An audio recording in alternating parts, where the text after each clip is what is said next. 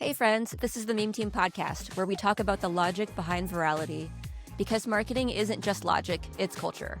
And our podcast decodes both. Hi, welcome everybody. We have a guest this week. Her name is Caitlin Rease. She's the content creator for the Spurs. And I came across her profile because she's creating some really cool videos for the Spurs. And we're going to talk about that later. But welcome, Caitlin.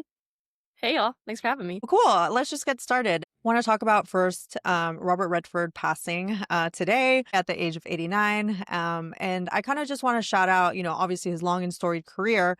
But one of the things that really stood out to me was just the way that he ended up using his cultural capital to build a cultural institution. Talking here about Sundance, just him leveraging his movie stardom into supporting indie films in Hollywood, which at the time really weren't getting that much, bankrolling. And so he used this as a way to create an award show for indie films to get more attention. And, since then, Sundance has become an institution in Hollywood. It's a film festival that generates $200 million annually for Utah. It supports over 900 films. And it has created the Sundance effect, which increased a film's value by 3 to 4 times. So that was just really cool to think about him using his power to create a new community within Hollywood about something that he felt so much about, and that's indie films and supporting them. Yeah, I think he was one of the ones that was pretty early to, really doing his part to make sure that indie films get made. In the late 60s, early 70s, he had said he wanted to make his movie The Candidate, which was about, the idea about how we elect people based on cosmetics rather than substance. And Warner Brothers was changed? Nothing has changed. Absolutely not. Or, based on what you see. Yeah. But, he told Warner Brothers he wanted to make that movie, and they were like, sure, but you have to do the sting first. So I think he was one of those early actors, right, to kind of use that. Fine, I'll take on the big budget movie, but then I'm going to work on these other independent films that I believe are truly worthy of being made, right, with these messages that we think people should hear. That's awesome. Yeah. I hadn't heard that story. But it makes a lot of sense. And obviously I think we've seen that in how movie stars kind of approach their careers, where you do one for them, one for me. So it's a really cool way to kind of think about how you're using your career to help create the movies that you actually want to create. And then obviously, we see that with stars that go and are in Marvel movies or DC movies, because they're going to get that big paycheck and then use that to then be able to go take a pay cut on indie films.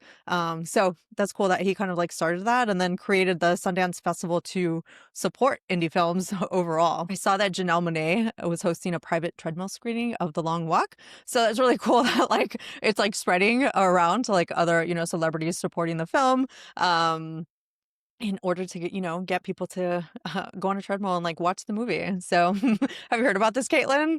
People going and walking while they're watching the movie, and they have to stay on the treadmill at a pace of 3 miles per hour, or they get escorted out. That's so fun. I hadn't seen it until you shared it with me, but I had seen the movie trailer. Mm-hmm. That's honestly such a good idea to get people honestly active too, and just promote healthy lifestyles. But it's I love how immersive it is. It's a unique spin on immersive movies where it's not just 3D, where you've that's the only way you can really engage with it. So I thought that was super fun. Yeah, that's actually a good call out there, where it's instead of doing 4D movies where it's they're shooting water at you, it's you're actually participating in walking at the movies. Yeah, that's what Amanda and I had said last time. It was oh, they should just do this at all movie theaters, where it's they allow you to walk. Not all theaters themselves, but to have the option available for some movies, so that you can have a workout while you're watching movies. I feel it's smart too, because of the cultural phenom right now of the hot girl walk. I feel that is the perfect timing to do something like this, 3 miles per hour. Every girl's I can do that for hours if I need to. you have to introduce us to what the hot girl walk is. I think this is one of Have your you not- generation's things. Oh my gosh. Is this making me, this frames me as like super Gen Z. I swear, like I'm on the edge of Gen Z and millennial, so I have traits of both. But have But you this heard is of the putting hot us girl walk solely into before? the millennial category. So I was like, what? I've not heard about this. I've heard about hot girl lunch. Really? Okay. So Yeah. the hot girl walk is just like, I feel like women who aren't necessarily like very knowledgeable about like the gym and don't necessarily want to weightlift or do something that's like super intensive but want to stay active. It's just like going for a walk and then like making it like, I don't know, fun and entertaining in some way. Like you can be scrolling or I don't know, like recording yourself, but like you want to put on a cute little gym fit and you go for a walk. Personally, like I put it on the incline, you know, so I'm really So getting my you're on the steps treadmill in. though. Well, you can do it like outside or on the treadmill. I don't know that there's like a specific avenue with But which you're you have to walking do like it. scrolling? I feel like Maybe there's I'm no just wrong way thinking to about do it because I had an accident one time where I was walking in New York City and I had like flats on and I ended up like fracturing my foot because I stepped Oh. in a hole because I was on You're my phone. So kidding. ever since then, I'm like, no, girl, you are like either walking a treadmill or you're wearing like running shoes as you're like Yeah. scrolling on your phone. But that's just Okay, me. I Googled the definition. So it's just outdoor walking for mental and physical well-being. So just you're focusing like on your goals, you're listening to music, podcasts, that kind of thing. I love that. Let's remarket walking so we can get people back Right. outdoors again. Awesome. Well, thank you for that crash course. Did you guys watch the Emmys? I the other didn't. night? I watched, I mean, some of the videos and like speeches and stuff on Twitter, but yeah, I didn't watch it. No. Did you catch it, Caitlin? I didn't. I honestly didn't know what was going on. I just took a trip where I was out of the country, so I was completely unplugged from American culture. Good But for you. I have to admit, like now seeing that Severance and Adolescence won all these awards, I'm like, I just like binge watch Severance on the plane. Like I'm so behind. I know there's 3 seasons, but I'm hooked now. Oh, I only saw the first couple episodes, and I want to watch it. I just haven't gotten around to finishing it. So I was excited about the Emmys because Nate Bargatze hosted, and I like him. I think he's really funny. I like his humor, and I thought it was off to an okay start with the opening sketch because it was another version of his George Washington sketch where he talks about The he SNL reveals sketch? what. The SNL sketch that he did? Yeah, Okay. it's an offshoot of that, where in this case he's like the inventor of the television, and he's talking about what the future of TV will look like. So that was pretty funny, but the bit that he did that is a little more controversial was to help make sure that all the thank you speeches stayed on time. Oh, yeah. I heard He about said, that. "Okay, we're starting out. I'm giving a $100,000 donation to the Boys and Girls Club. I'm using my own money, and for every second that someone's thank you speech goes over, they lose $10,000. Like, I think it was that much, That's or a lot. 1,000, or it is $1,000. But if you come in under the it goes 45 back up? seconds, it goes. Yeah, he donates additional, Okay. and yeah. So I thought it was kind of funny in the moment, but I didn't watch the whole show, and I'm sure I would have felt very strongly about it. But when I was watching some of the highlights or some of the choice videos, a lot of the presenters went on for really long, where I was like, why are they talking for so long? It's a really long, like Jennifer Coolidge, who I think is hilarious and I love her. She was talking for like 10 minutes and Oh my God. not really 10 minutes, but like Sure, but the opening bit she had was at least 2 minutes, if not longer. wait, so did she win an award? No, it was for presenting, like to present the award. Oh, but that And then- didn't count against the award, the 100,000. No, right? but my point is, like, all these presenters had a lot of time. And so by the time people went up, and it's 45 seconds from the moment they start talking or they get to the mic, Interesting. every person was really rushed. Explaining it now, it's like, what was a bummer was there are people who are being recognized for their work in the industry.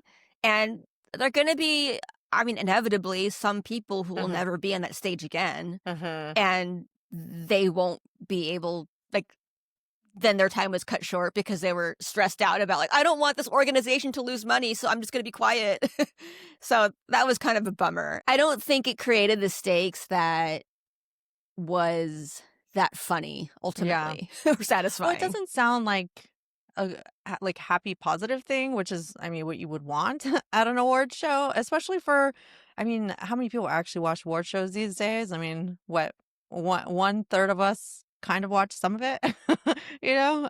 So yeah, that's kind of a bummer. Yeah, I didn't really hear very positive things about the host or, you know, the presentation. I heard, you know, that people were excited about who won. I was excited that Andor won. That was like one of my favorite shows of the year, and the Pitt as well. It does remind me, Amanda, when we talked about the American Music Awards, where people don't even know that award shows are happening so much anymore. And I think, you know, they need to do something to kind of fix that, where it's like if they want people to watch the show, they have to, you know, do something to incentivize them to come watch it. But yeah, not sure what they can do because, you know, presumably these are one of the biggest awards, right? It's the Emmys. People, you know, always want to know which shows are going to win. They always want their shows to win. I did see that the Severance folk aren't very happy with them losing out to the Pit. So they're kind of coming across as like sore losers, which kind of sucks. I didn't see that. I have to look it up now. Yeah. Yeah, there's just, you know, kind of commenting on that people don't understand the show. It's too complicated for them. So, of course, the Pit one, which is like, you know, a simple show for people to understand. And it's like, I mean, maybe people just like the show better. Yeah, maybe it's a better show, but Mhm. also, I mean, that's probably true, but that doesn't sound like something you need to say publicly. Speaking of the Pit, I wanted to highlight the newly awarded Emmy winner, Noah Wyle, for wearing a custom tuxedo made primarily from medical scrubs from Figs. There's a couple videos that came out from the designer at Figs, kind of taking you through the concept and like how they designed it and what they came up with. And I think it was a great way to kind of try to bring in, you know, healthcare workers into, you know, this culture that usually they're not, you know, a huge part of, which is like, you know, luxury, like Emmy Awards, Hollywood stars, you know. But one of the things that I've really appreciated about Noah Wyle, and actually since he's come out with the show, is just being very vocal about how much he supports healthcare workers and doctors and the nurses and all the people that work in hospitals in order to kind of like elevate the work that they're doing and really respect them and, you know, give them the flowers that they deserve for like the hard work that they're doing. And this was just like another way that he was able to do that. Figs said that Noah approached them and said like, hey, maybe we can come up with a way to do this. And from that, they then created this tuxedo for him that they said is like one of a kind that they'll probably never, you know, do again, that we'll see next year if it gets, you know, nominated again. Did y'all see the tuxedo? Yeah, I didn't even know that it was designed by Figs, the scrubs company. Mm-hmm. I think some helpful context for people, because I'm sure anybody listening is not a healthcare worker. Mm-hmm. It's, you know, in healthcare settings, doctors, nurses, whoever are usually wearing scrubs. But this brand Figs has emerged in the recent years, in which they sell nice looking scrubs. Like their whole thing is, instead of these like dumpy, baggy, Mm-hmm. ill-fitting scrubs, they actually fit nicely. Like they had like slim fit ones. They have just different kinds of like pant lengths or pant styles. Mm-hmm. And it actually fits people better in a much more flattering way. So I think it's cool that that they even emerged to solve this problem of just because you're wearing scrubs to work doesn't mean you have to look dumpy, you know? This like reminds they me. can still look cute. Yeah. No, so this reminds me, if y'all remember Grey's Anatomy, one of the things that the actors would always complain about was that the scrubs that they were getting that were, you know, standard issue, what regular doctors and nurses wear, they hated wearing because they weren't very form-fitting. So they had to have their, you know, in-house tailors and costume designers tailor them for them so that they fit them, they look better, right? And so you had like Ellen Pompeo and then, you know, Katherine Heigl, who, you know, was looking better in those scrubs, advocating for the healthcare workers.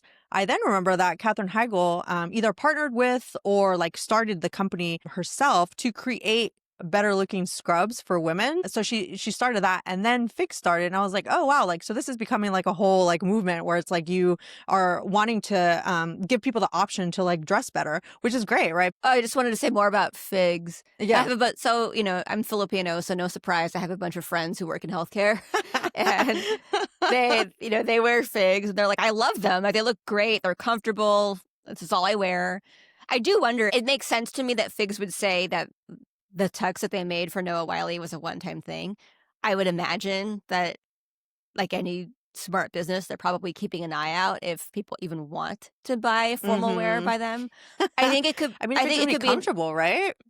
yeah, and I think it could be an interesting market because in hospitals, healthcare systems, they have a lot of charity events, galas, That's true. where they are black tie, like tuxedo events. So I think it actually could make sense for them to sell figs tuxedos. I mean, why wouldn't it, right? Like, the major complaint that I hear from men about having to wear tuxedos is that they're uncomfortable. If they make them comfortable, then why wouldn't they? Become a thing. The only downside I see is that men don't wear tuxes that often. And the use case that I know them primarily for is like you have proms or like weddings and stuff, and usually you rent them for that. So unless Figs is going to be renting them out, I'm not sure how they would be making their money back. If they can make Spanx for women, they'll really have some competition with Skims there. And there you go. Anyway, so lessons to be learned here are that category disruption doesn't have to mean that you're abandoning the category. Like, we're saying here, we don't think that they're actually going to be creating tuxes going forward, at least not, later. They might explore it as a different, vertical going forward. But they're just trying something new.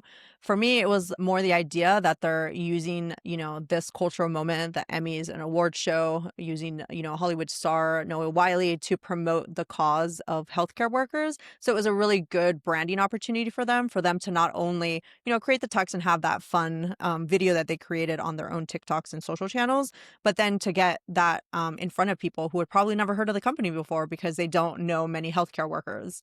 So shout out to them for, creating that. And another thing here is, timing matters. So the fact that they were able to kind of jump on this moment to, use the Emmys to, talk about their cause and, get in front of people was a great way for them to use it and like market themselves to more people. Nike is refreshing their slogan after 37 years and several $1 billion of advertising. Nike is expanding the message from just do it to why do it. So they're moving from that pragmatic Gen X, of just do it to the kind of Gen Z friendly or Gen Z existentialism of why. So I think it's super interesting.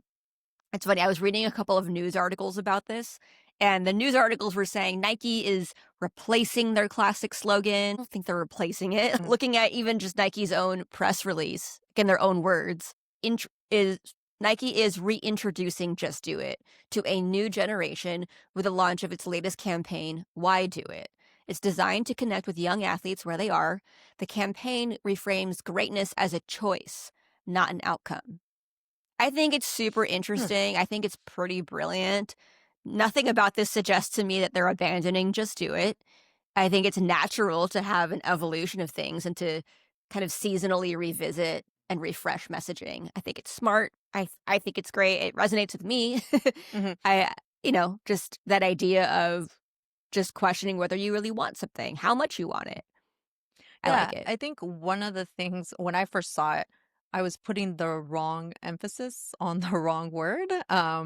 It was kind of like, why do it instead of why do it, Or it's like, instead of asking why somebody would do something, it's like, why you would do something, right? It's like giving you the reasons, like why somebody would, spend countless hours training and, putting their life and like their heart and their soul into a sport that, obviously doesn't work out for everybody, right? But the harder that you work and, the more that you do it, the better you're going to be at it. So now that you kind of explained that, and that I've kind of thought about like the concept itself more, I'm like, yeah, that actually does make, more sense. I mean, we as a culture have kind of, evolved to thinking about things as being like a more personal choice of like what you have to do to achieve, great things, that it's not just something that lands in your lap, that you're just good because you were born that way. It's like, yeah, that is, some people are going to have, I'm thinking here of like Michael Phelps with like his long wingspan or whatever, right? But he still had to put in the work to actually become an Olympic great, right? So it's like you're making that choice every day about like the things that you're going to do in order to achieve greatness. So I like that it's kind of taking those elements of where culture has kind of moved to in order to address the younger generation. But I do like also that they haven't completely gotten rid of the just do it. Yeah, I love that it speaks to Gen Z. Like, we're known as the anxious generation. And so, like, there's this fear of failure and like this perfectionism, which I totally get as a perfectionist of like, why try if I could potentially risk failure, embarrassment, whatever. And so I feel like it's cool. To me, it's almost really a campaign. Like you said, Amanda, it's not like a whole rebrand. I think people we've seen are very adverse to big changes like that, like when it's like logos or something behind the company that's been there for several years. But it like really sees Gen Z of like, well, you should do this like thing because there's a greater purpose behind it. And I think that really speaks to people's like souls and like what's our purpose in life. And sports can be bigger than just the competition of that one game or that one event. So I think it's cool. It's unique. I like that they play into the mental health crisis in a way. So I think that's really unique. Yeah, I agree. I like that. I mean, it's mental health is health, right? So I like that this is a way of them addressing that or nodding to that without explicitly saying so, really. I think it's great. And then the other thing is, so I think with Nike, it's been interesting to see what they've been doing lately, just in general, because a couple of months ago, they launched a Substack. It's called In the Margins. I looked at it recently to see like how it's been doing. It's on Substack, so you can see the baseline subscriber count. It says over 1,000 subscribers, and it's been that way for a little while. So I am curious. Interesting. Yeah, I mean, Yeah, I I'm remember curious talking about it. about this, Mhm. when it first came out. I'm surprised it's still at 1,000 because that seems very low for a major brand like that. Yeah, we happened to talk about it the first time, I think just a day or two after it launched. And it said something like over 1,000 subscribers. So we're like, well, of course they do. It's Nike. But now a couple months later, it still Oh, says that. So it could be that it's somehow not updated. It might be possible that they overrode Substack's autofill thing, and maybe that's what they wrote in over 1,000 subscribers. I don't know. oh, I I mean, I see. kind of doubt that now that I'm Yeah, saying yeah, it out yeah, yeah. loud. Hmm. But anyway, I think it's interesting to see them do some truly new things.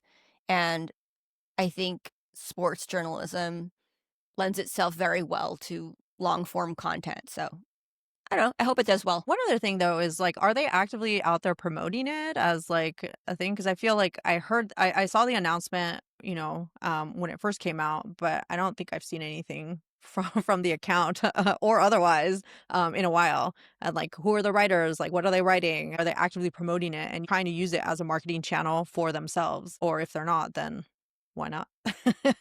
Yeah. One other thing I want to call out about Nike, I saw that one of the campaigns that they did recently was with when Maria Sharapova was being inducted into the Hall of Fame.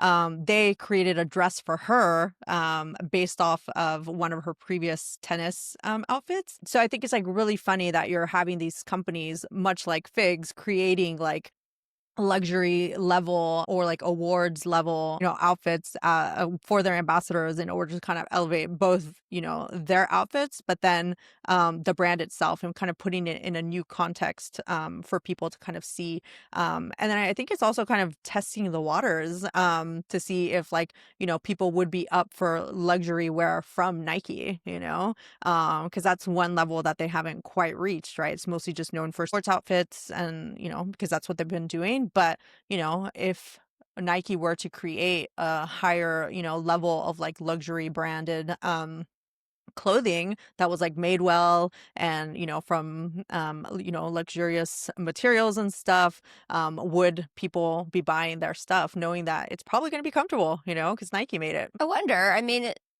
their stuff is already pretty expensive. And it's.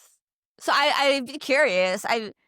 I feel like if they did, they'd have to really show it, like show that quality. Hmm. I don't know. I could just be hating, or I It's feel okay, right? like, well, I feel like people know that their stuff is cheap and it's just made in factories in China, and there's like nothing actually special about it. That it's just the branding. Right. But that's why I Yeah. thought it was interesting that they, Yeah. did this like one-off, luxury dress for Maria Sharapova for that, award show. So yeah. Yeah. No, I think it's interesting. Maybe people were like, "Can you buy this?" And Nike was like, "No, because this one actually is really good quality. We're not making it again." I do wonder, yeah, I'm sure, because it's a little black dress basically, and it looks really nice, but yeah, it does, yeah. Now that that is a thing, right? They'll have to kind of try to remove is like the idea that all their products are made in sweatshops in Asia somewhere, Right. but to I be was gonna fair, say they need to do a huge PR lift if that's gonna be the case. Sorry, That's Caitlin. true. I think Caitlin is like quietly horrified by No.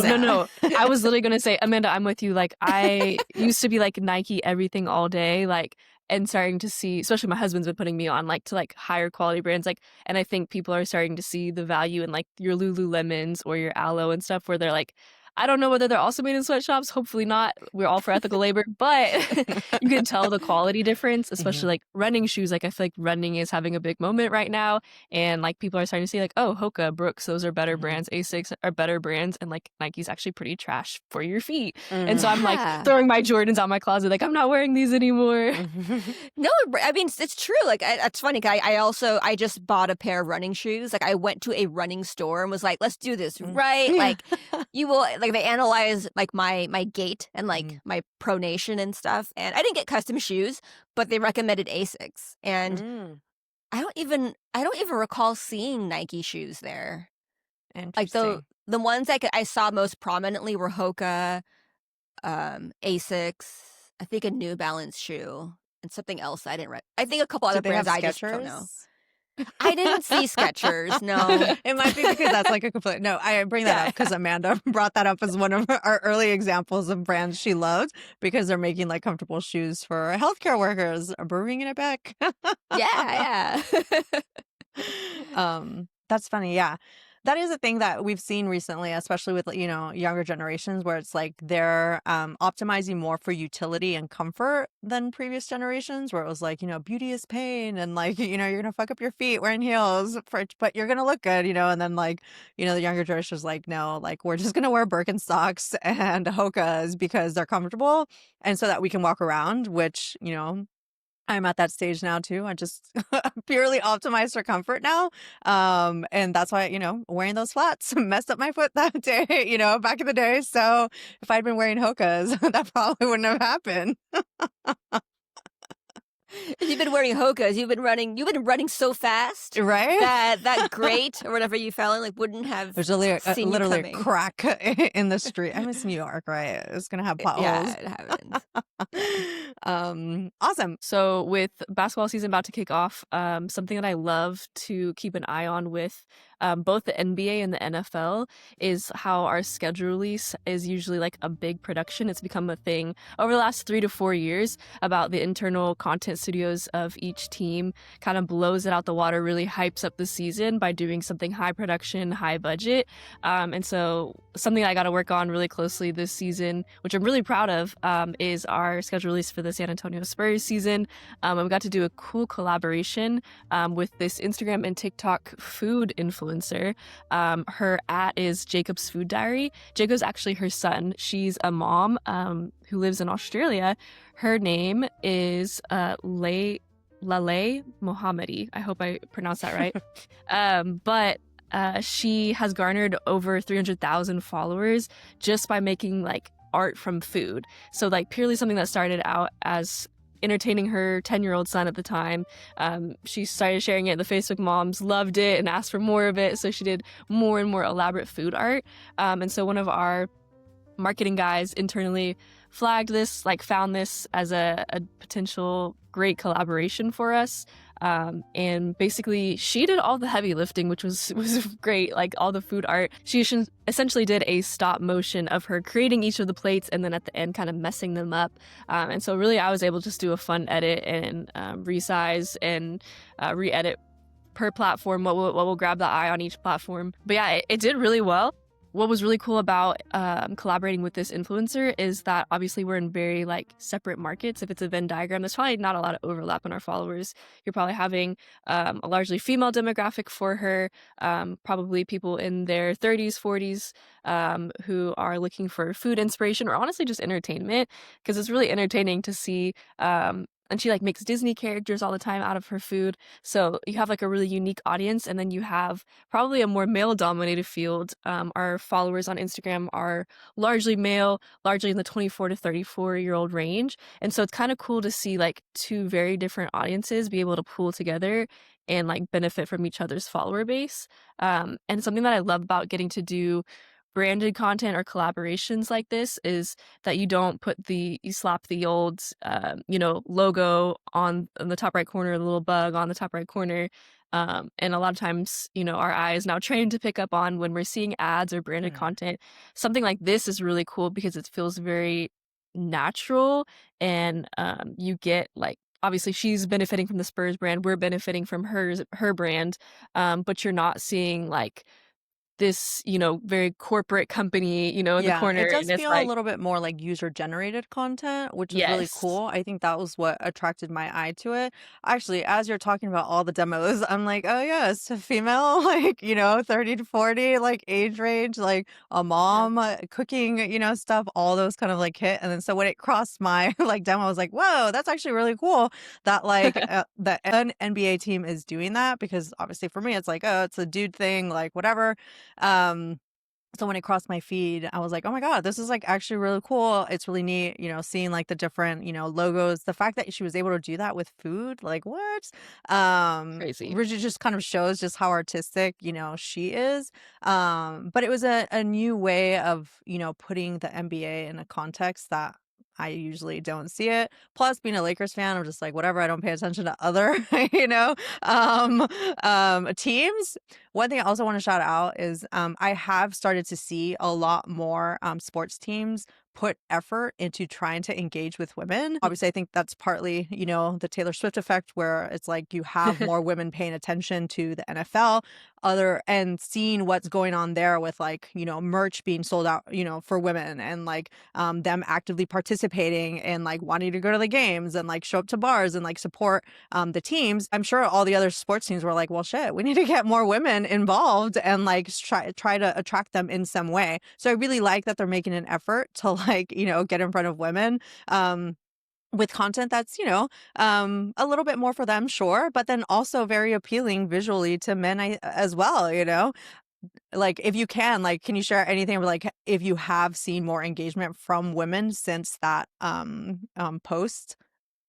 That was a great question. I mean, to your point, I feel like even food itself is universal, right? So it's not necessarily like, oh, this is more inclined towards women, but we do have an all-female social team, which is dope because, moments like Taylor Swift's engagement, like they're like, okay, how can we hop on this in the next like 5 minutes? And so it is, right, like more inviting of like, maybe the woman who's like, yeah, like I'll watch basketball if it's on, or if it's in a social setting, but I don't really know any of the players. Like it's like drawing in, right, like the peripheral audience and bringing them in and interesting them, and then like maybe they'll slowly go down the marketing funnel, and become diehards one day. Yeah, I mean that's the goal, right? Yeah. Something that I think is super interesting too is like, how do you stay true to your core audience while also like branching out, right? Like, for sure, the conversation of like women in sports is a huge conversation going on right now, and it's the female sports themselves are growing a ton, but even like you said, inviting women into male sports, and like the fans, they've been there all along. Like they just need like the accessibility and permission, right? A lot of times, like some people have been gatekeeping of like, oh, like you can't know about basketball, name the starting five, or name 3 guys on the team. I saw this tweet the other day that was like, name the head coach's son's blood type. Like that's the kind of things that you get asked as a woman who's interested in sports, and you're like, do you even know? Yeah, right. Yeah, so it's like, how do you stay true to like that core demographic while also reaching out? Because we've had some times where it's like, this is not a Taylor Swift fan account. Like, what are y'all saying? Like, or, so it's like, how do you appeal to both without like going too far? So I feel like this was a great like middle ground of like no side is like, this is too niche for me, you know? Mm-hmm. I think what's also cool is that it's like you guys use the opportunity to also elevate the NBA as a whole, right? Mm-hmm. Because it wasn't just, hey, can you make some food that is branded like the Spurs? It was more than that. And I think that also lends itself really nicely to it being very much shared and amplified because anybody who cares about basketball has a reason to care about this video. Yeah, because the point is showing the schedule of like who they would be playing is like the concept. Yeah. I mean, most of the time, the production of those videos is not like for informational value. Like most people are going to the graphic, right? Where it's super clearly laid out. This is more just for entertainment, right? And building hype. And something too I wanted to add to Sonia, your point of talking about the LA Lakers, they actually had one of my favorites too. They did like a junk journal, which is like kind of a newer thing. I feel like women on TikTok are starting to do is like junk journaling. It's where you like take small items and almost like scrapbook them, and so like making the small moments bigger. Like my mom would scrapbook growing up, but it would be like for birthdays or, you know, piano recitals or big events like that. But this one is like, oh, you go to the movie theaters with your friends, like save the ticket stubs, tape them in there, and, you know, maybe you see Freakier Friday and it's like, okay, let's get a Freakier Friday sticker in there, maybe print out the selfie we took in the theater, and like that's the concept of junk journaling. So it's kind of cool to see like that did really well for the Lakers, and that's very like trendy, and that was a topic of conversation that week. And then ours is like a little more evergreen of like food is always interesting, food is always tasty, so it's kind of cool to see like the different routes people took with it. Yeah, I mean, we called out earlier this year when they brought in Brenda Song to do like the LA Clippers. I forget what it was, but she was doing some sort of like fake news show with like the LA Clippers because she's like a huge fan and has always been like at the sidelines. And a lot of people had talked about how like, hey, you know, you have like a really, you know, famous fan that like a lot of women like you know, you should do something. And then when they did the collaboration, we were like, oh, look. So I think it like gives people this incentive to be paying attention. And we've talked about this before, something we've been calling forensic fandom, where it's like you're giving people reasons to look for clues through like, you know, different things. We usually talk about it in the context of movies, right? We talked about how Superman did the Full House like TikTok, where they did the mannequin like, you know, challenge with like the stars and stuff.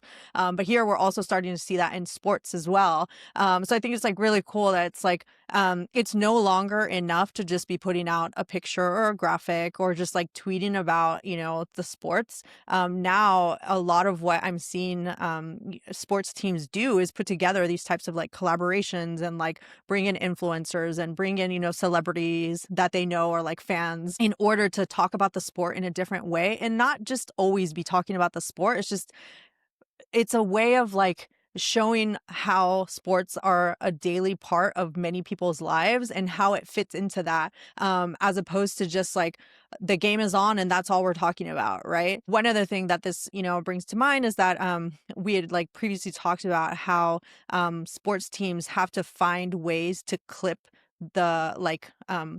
what's going on like at the game, or like you know, putting out what the score is really fast, because if they're not doing it, fans are doing it. So fans are creating their own clips and their own gifs and all this. And if the sports teams aren't doing that, they're losing engagement from like millions of fans who would be sharing and engaging with their content.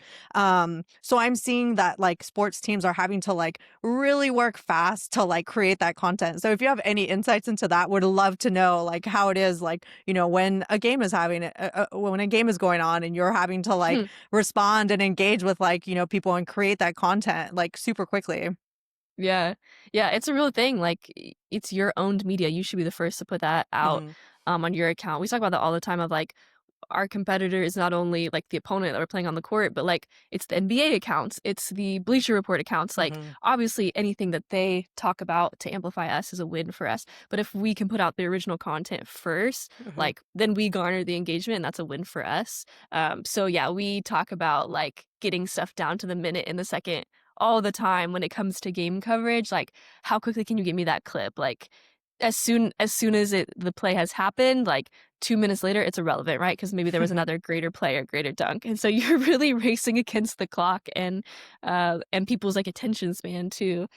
So all of the time, like we talk about how do we get that number down? How do we get it uploaded faster? So we've played around with like, okay, do we do phone footage? Like, do we have one videographer, like they're on their phone, they're sending it to the social team to post like right away? Because that's obviously easier, right? It's on your iPhone already versus you have 3 other videographers who have a traditional cinema camera and they're going to have to discharge the SD card and go run to their laptop, plug it in, run it through Premiere Pro or Final Cut Pro, color it, resize it 9:16 for reels, export, and then by that time it's like, if you're doing it leisurely, it's like 7 to 10 minutes.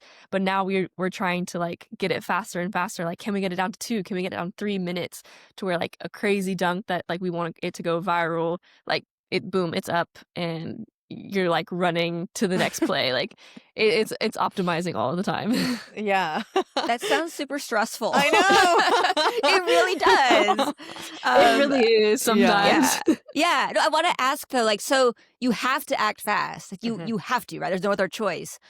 When you're doing this, like with anything, how do you decide what's good enough? Like, do you have like a framework or heuristic that you have in mind for how quickly to make decisions? Like, are there times that you make trade-offs of like, this doesn't look that high quality, but if we can get it done now, I'm not waiting 3 more minutes for this. Like, how does that 100%. work?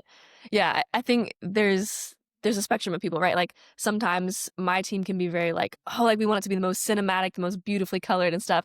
And then people on the other end are like, we just have to get it up fast. The average person maybe doesn't care if it's in 4K quality. Like they just want to see it. So it's constantly balancing that. But I think really knowing the game of basketball really well is super important. And obviously we're always in communication. We're messaging on teams throughout the game, like, hey, is this worth running? Hey, is this not? But usually the first and second quarter, it has a much slower pace, right? Like it doesn't feel like the game is on the line yet, right? There's still like lots of minutes of basketball to be played. So maybe like, okay, like a 3-pointer, like cool, like if you get it, like if there's a timeout right after, cool, send it, but like no rush. And so you kind of have to like know the storyline of what's going on. So like, is it our best play, like one of our best players, like, and therefore going to get more engagement? Is it someone off the bench who like fans aren't necessarily like really fond of? And so it's like, all right, we could probably do without that. Or that player's been really struggling the last few games and now they're on a hot streak of shooting. Like, okay, well, we need to show them some love. And so we're always in conversation with PR about like, what does the story need to be? Like maybe there's something we wouldn't necessarily stop and run, but PR is like, hey, that was actually their 8,000th career assist. Like, let's send it. And it's like, okay, great. Like that's great to know those storylines. But yeah, when it comes down to the fourth quarter or even overtime, like any big plays, like run it, which is why we've come down to a team of 4 videographers is, well, while you're running a great play, someone else is still staying out there, and shooting in case while you're running it, you miss something. So we've kind of learned how to tag team well to not miss the moment. Wow. Is that 4 videographers just for social, or is this like for marketing in general? Both. So obviously social in the moment is priority, but yeah, we'll use it for marketing purposes in the future. I would say 80% of the things that we shoot are going to a social media channel. So how big is your team? Like, yeah, just you're talking about, team members here and you have the videographers and you have like the social people. So how big is the team and how is that structured? That is a great question. We have 6 content producers. We're really videographers and editors. That's our primary responsibilities. And then we have an assistant director and a director of content. And then that is our like content studio team. And then adjacent to that really closely is our social strategy team. And that is 3 coordinators / social media managers, and then like the director of social media. So we rotate on a schedule for game days. So you have 4 of us content producers working and 2 social media personnel. That's amazing. It's funny. Yeah. So Amanda and I have always like, I don't know, we have more time to like, respond. And when we talk about, having to be online, it's never like this quickly, of like having to respond and like just kind of know what's going to work, what's not going to work. So it's like super impressive to like, meet the people that are like I guess, actively out there doing the work, and that's one of the things that has become more impressive to me as I've been paying attention to sports a little bit more, is like how quickly things are like coming out, and realizing that the biggest thing is you're fighting against is like, your users' attention, right?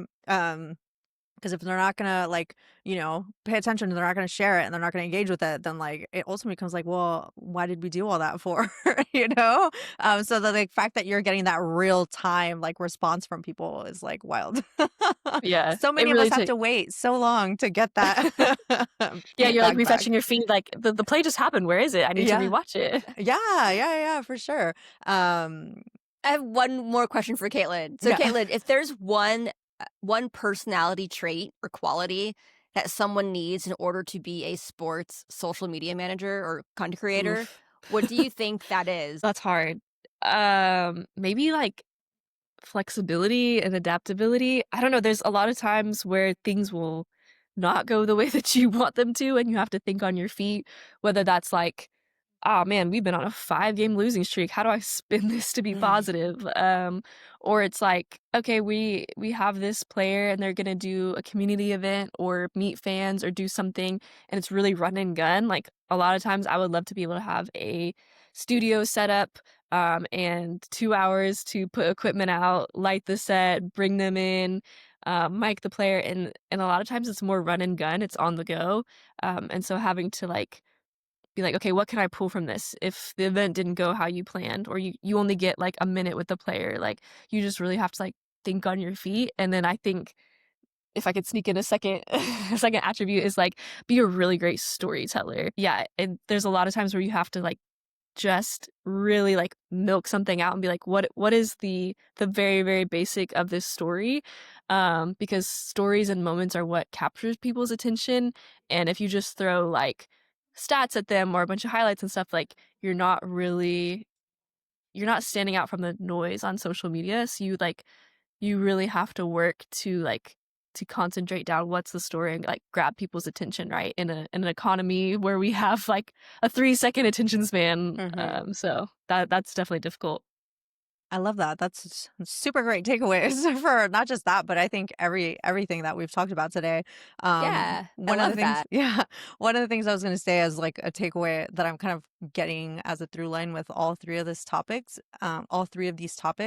is the idea that like you should be trying to find different collaboration partners that may not make sense, but that like will have that storyline or that element of interest behind it. With Noah Wyle and the Emmys and Figs, it was like, how do we bring in healthcare workers into the messaging here? For Nike, Maria Sharapova, it's like, oh, how are we bringing luxury and like Nike into that? But then also with, Amanda's topic overall was like, how do we talk to that new generation and their story, the way that they're seeing things and reacting to things? It's not enough to just, continue talking to them in the same way that we used to, with the older, generations. And then through, this, storyline of, Caitlin, like, collaborating with that, food influencer, it's like, they went out on a limb here to like collaborate with a different type of partner, and it ended up being very successful for them and tapped into a new audience that like maybe wouldn't have paid attention to something else that they would have done. And they found a new and creative way to highlight the schedule, which is kind of a boring thing if you really think about it. Right? But they found a way to like make it interesting. Yeah. I think I have one overall takeaway, and it's take calculated risks, right? Like with Figs making Noah Wile's tuxedo, it's a risk, but it's not that risky inherently, right? It's an opportunity to be part of pop culture. And it's also a way, even if they never come out with formal wear for their line of clothing, it's a way to test it, right? It's a lightweight version of R&D. They can feel out if they want to do it again, if there's interest in it. In the case of Nike saying, why do it? It's the risk of how do we continue or really just start that conversation with a younger generation that is questioning things more often than previous generations did. And in the case of the Spurs, right, well, it might be on one hand risky to create content with this influencer who normally wouldn't have thought of collaborating with, but we found a really unique content opportunity and ended up doing amazing for you all. Yeah, I feel like know your customer base, like know the fan base, like really understand them and listen to them when they tell you exactly what they want, right? Like with figs, I mean, people in healthcare all the time are like, hey, these are uncomfortable, like you said, or like, hey, these aren't very form fitting or flattering, but I have to wear these on a 10, 12-hour shift at work. Like, and just like listening to the problem as a brand and providing the solution, even if it's, kind of out of the box, and then being like, okay, what are spaces I'm not currently in, but I can kind of wedge my way in because I kind of I'm a little bit relevant, but I'm not forcing it, right? Like the suit and Emmys. Well, okay, the show itself is about healthcare workers. Okay, so like this is where we tie in, and then with Nike, it's like, oh yeah, we're listening to this new generation who's like, I actually need a deeper purpose behind why I'm playing sports or why I'm trying these athletic feats. And then with the Spurs being like, okay, who is our traditional, fan base, and how can we bring in somebody who looks slightly different but has something in common with our fan base and kind of like pull them in.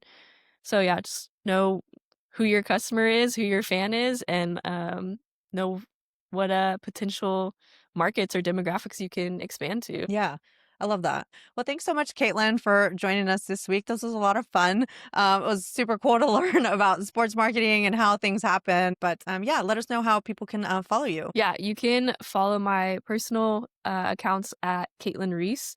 And then I have kind of a portfolio of where I put my work called Courtside with Kate.